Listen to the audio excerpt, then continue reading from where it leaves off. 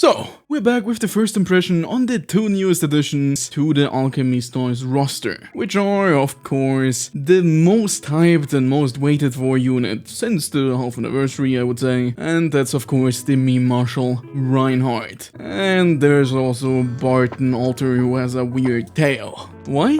I have no idea, I didn't read the story yet, you tell me. But that's not really the concern of this video, because instead I want to tell you if it's actually worth rolling for any of these two characters, and how good they really are, at least on first glance. I played with both of them for a decent amount of time, and I definitely made up my mind. And spoiler, it's not looking great.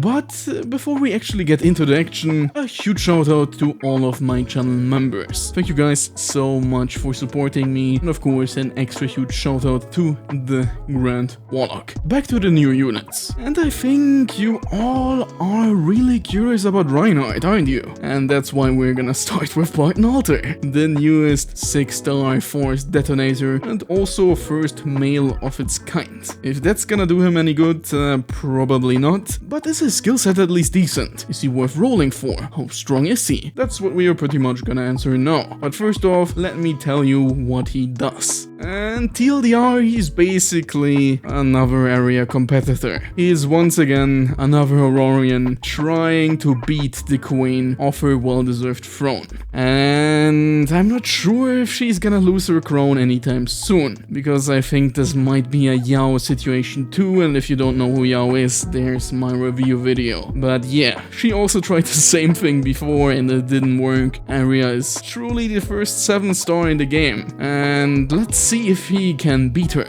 First off, his active lets him enter the lone state, which is quite similar to what Arya does already, but in his case he doesn't have a cooldown but instead uses 10 lone stacks. And that's pretty much a cooldown if we're being honest, because you have to earn those. How do you earn those? Only with normal attacks and also on your chain, depending on your chain level, with your first chain gaining 3, your middle chain gaining 4, and your tier 3 chain gaining 5 whole lone energies. But that also means, because you need 20 to activate this, that this is a horrible skill when it comes to cooldown and uptime. Because yes, on average, if you do like 2-3 attacks and maybe always at least manage to do the 8 chain, you will be able to do this on turn 3, and that's not good if you consider that Arya's skill is on a CD of 2. Let's talk about what this lone state does. Well, it just basically increases your chain combo damage and also range, but at the cost of not gaining any lone energy anymore with your chains, which basically cuts you off of pretty much all your income of lone energy besides your normal attacks. There's also a second effect that lets you prolong the duration of the lone state, but only if you have at least 10 lone energy at the end of the round, and then you also lose that to prolong the duration, which means in a burst team you will maybe get one more turn out of this, at least if you don't have MBT, because MBT actually plays a huge role when it comes to the uptime of the skill, because else you are looking at a very high CD, low uptime skill, because to be fair, it isn't that crazy. What do I mean with that? Well, if you first see it in action, you might think I'm dumb, because this looks pretty crazy, because every time you're in the lone state and attack, you basically spin like a Beyblade. You deal on every single normal attack damage to one surrounding cluster, which is sadly not like I was hoping for, similar to Hero, and basically hits around the tile you have hit, so the targeted tile, but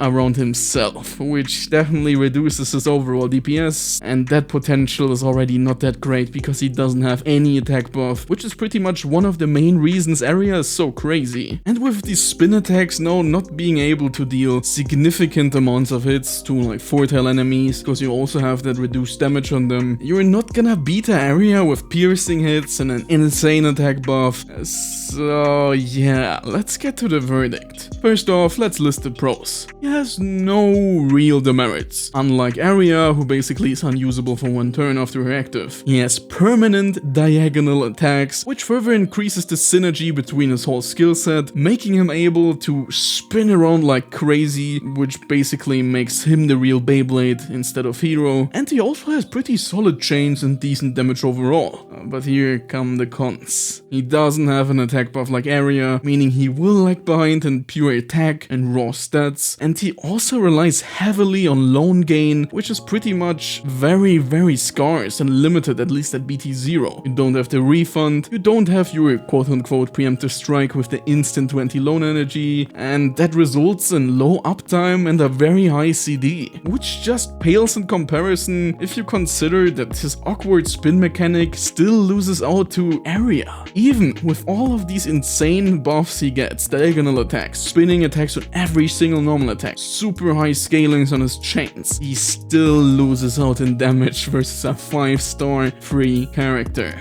Enough said. My verdict is, at his core, he's basically a different flavor of a weaker Area. aka not needed at all. Don't roll for him unless you really want him, because he's not even limited at all. Next. I think this is what everyone was waiting for, right? Reinhardt.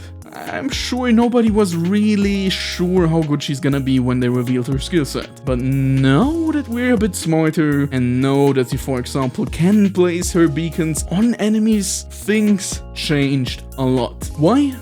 We will talk about that. But first, let me introduce you to her. She's the Grand Me Marshal, 6-star Thunder Detonator, Sniper, and also our newest exclusive unit, which until now was only Bethlehem and also the collab units, but you're not gonna see those again, especially if you're new, so quickly forget about them. Those don't exist, okay? So just Bethlehem and Reinhardt.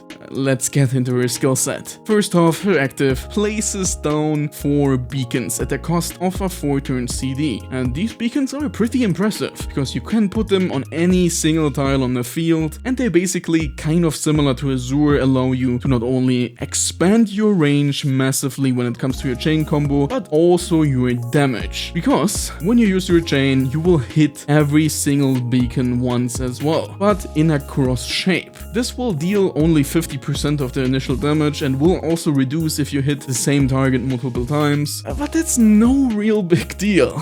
Because if you think about it, if there's a 4-tile enemy, now imagine 4 beacons on every single tile where he's at. How many is that? 1 plus 1 plus 1 plus 1. That's a lot of tiles and also a lot of hits, which kind of makes her another pseudo detonator, because you're basically hitting that one enemy a whole lot of times with a lot of damage. But that's not really everything the skill does, because it also lets you enter the finality state. And this is definitely not her final strength, but it is also quite potent, because it lets you increase the cap of your finality stacks and also straight up gives you 5 of them. And what do these do? Well, every single finality stack gives you a self-attack buff of 3% per stack, which has a cap of 20, and also every single other Thunder or Illumina Aurorian in your team, half of that buff. So if she has a buff of 9, your team gains 4.5 and so on. And yes, regarding that cap increase, it basically means as long as you are in the finality state, aka used your active skill, and yes, that finality state lasts for 2 whole rounds, similar to the beacons,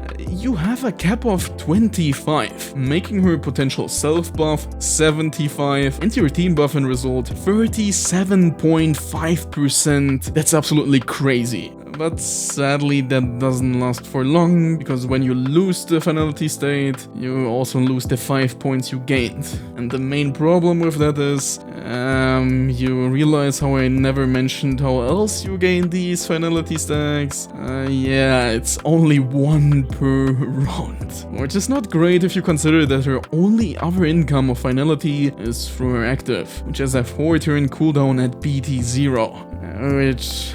yes, once again, similar to Barton, similar to her colleague Bethlehem, makes her a character that's locked behind BT3, because preemptive is really important, because her whole skill set revolves around her active skill. You want these beacons to deal insane detonator-like damage, you want the finality stacks and the finality state for the damage buff for you and also for your whole team, and if you can't really use her active as often as possible or fast enough, she kind of feels looks like a sniper. Because at her core, that's what she is. Without her active, she's an okay, very slow to ramp up buffer that has to be fair, a really good sniper chain, because it starts at 3, has really good scalings, and if we now let the active re-enter the picture, you're only gonna use it every 4 turns. So a downtime of about 3 turns. But it's not really all bad. But let's still start with her cons. First off, she has an extremely high CD, which is pretty much also the biggest demerit Bethlehem suffered of. And the problem with this high CD is, as I already told you, her whole kit revolves around it. If you can't use this too often, she's strong,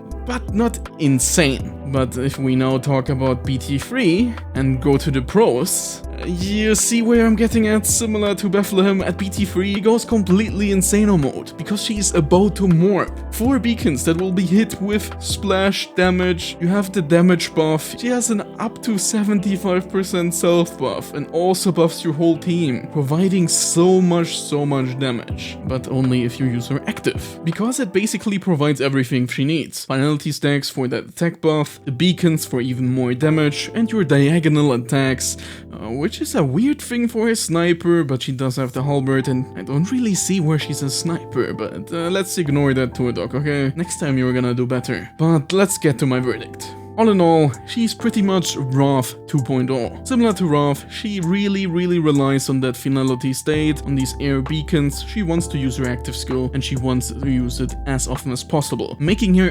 absolutely crazy at MBT, really good at BT3, and decent at BT0. But I would think about it twice if you really want to get her. I mean, you have the 3 roles, so it's your decision if you want to go harder, especially if you have Florine. So if you want a really strong character, then get 2 copies of her. If you don't want to invest that much resources into her banner and you're not a collector, you can probably think about skipping, because she is gonna rerun in about 6 months. So if Thunder isn't your favorite element and you can wait that long, you do you. That was all from me. Have a nice day and see you next time.